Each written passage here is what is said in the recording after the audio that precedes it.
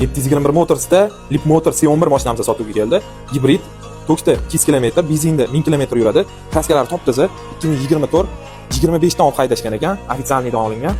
Mashinamiz 44 ming probegda, ideal holatda, kraskalari top-toza, krugoy tayyorlovka ruxsatlari bor, 4 ta yangi baloni bor.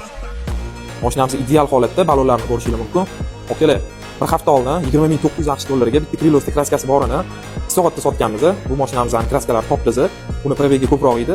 Bu 44 ming yurgan, ulgurib qolinglar. Bunaqa narx hali hech qaysi kanalda bo'lmagan. Holatlari zo'r, orqa taraflarini ko'rsataman. Gibrid. Rangi mokriy, saloni молочный коричневый salon. Salonlarni ko'rsataman. Bez ramchning oynalarida mashinamiz молочныйga коричневый salon, juda ham chiroyli bir-biriga tushgan. Orqa panorama tom. Mashina ideal holatda. Okalar, oldida ham, orqada ham abagrev abduh rejimlari bor. Bu mashinamizning masajlari bor. Hozir yoqib qo'ydim. Ikkita oldi sidenida masaj rejimlari bor. Mashina juda ham navro'chimli, 360 kameralar, sport, bosseli uchib ketadi.